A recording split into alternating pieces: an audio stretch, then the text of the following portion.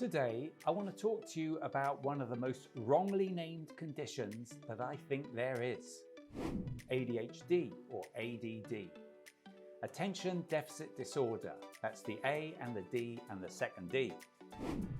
So how does that attention deficit or lack of attention fit with the hyperfocus that you often hear attributed to people with this condition? Also the H, which is for hyperactivity. How does that work with the people who have ADHD but sit still and seem to be daydreaming? They're not fidgeting or wriggling or moving around. It's all very confusing.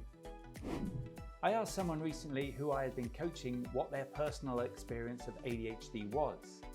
And they told me that they experienced a lot of daydreaming, plenty of procrastination, a sense of wanting stuff quite a lot, difficulty with establishing and maintaining routines, and with sleeping and with eating regularly and healthily.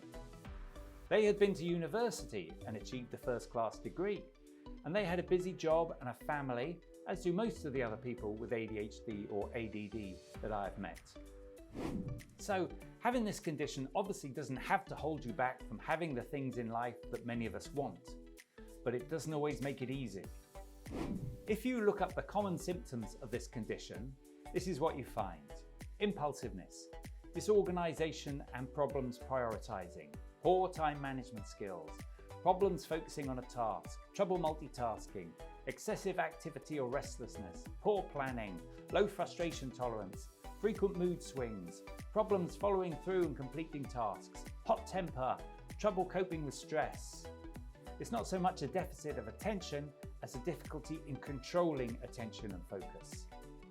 There is a vulnerability to being easily distracted, to finding it hard to listen to others in a conversation, to overlooking details, and to not completing tasks or projects. For an adult with ADHD, it may feel like your internal motor won't shut off. I've heard it described as being like having loads of tabs opened in your mind, as on a PC, and you're constantly flicking from one tab to another and another, non-stop. This doesn't always make it easy to sleep. Also, a person's shopping habits can be an indication of ADHD. Impulse buying, especially on items a person can't afford, is regarded as a common symptom in adults.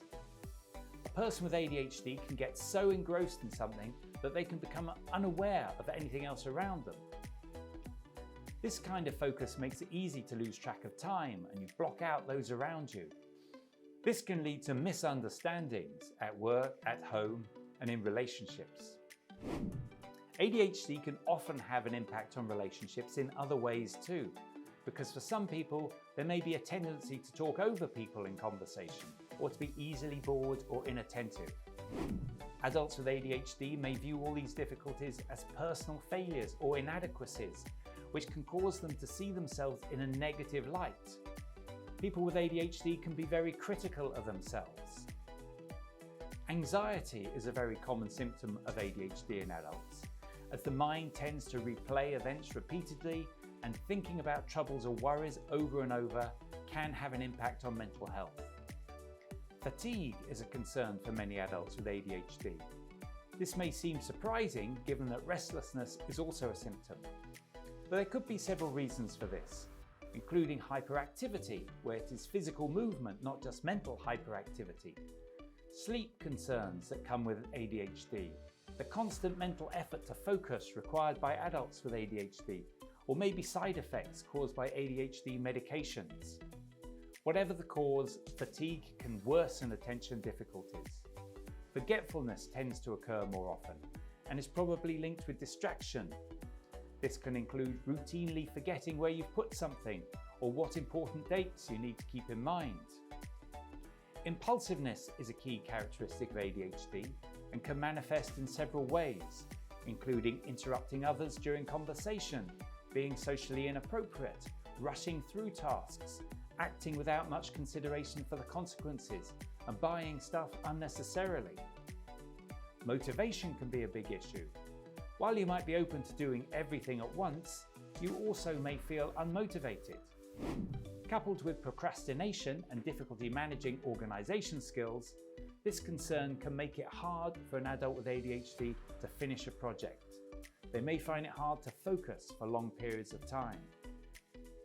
Time and organisation is often an issue, and adults with ADHD may find it hard to manage their organisational skills.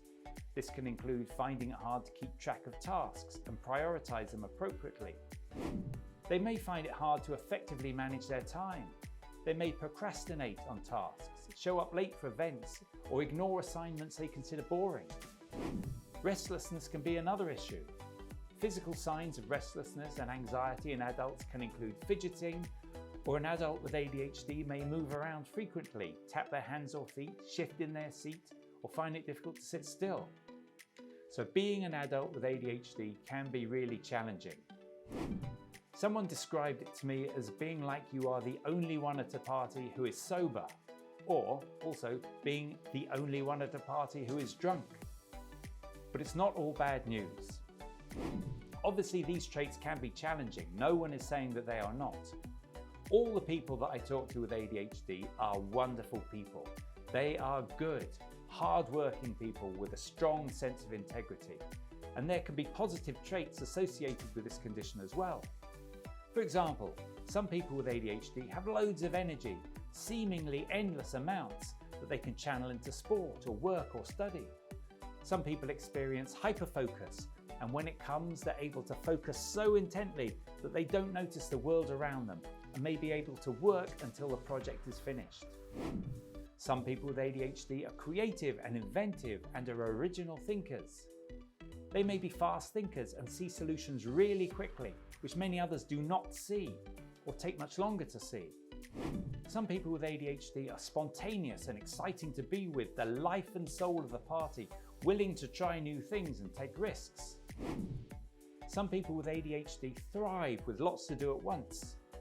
I met someone recently who, as well as having a full day of appointments with clients to contact and deal with in the office and over the phone each and every day, he also had management responsibilities, which meant that he needed to check regularly with all the team that they had everything that they needed and knew what they needed to know.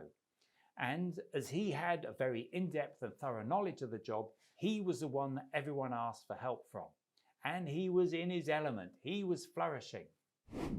I've met several people who have told me that they regard their ADHD as their superpower. It enables them to do things that others without this condition can't do, which is amazing. There's definitely a lot going on with ADHD, or there can be. If you think that you have ADHD, ask your doctor to refer you for an assessment. Do some research, talk to people who you trust. If you know someone who you think might have ADHD, support them. Be there for them. We all need help to find our way safely through this world and make a positive contribution. Thank you for taking the time to watch today's video. If you found this video useful, then why not take a look at this one? I'll see you in my next video. Bye for now.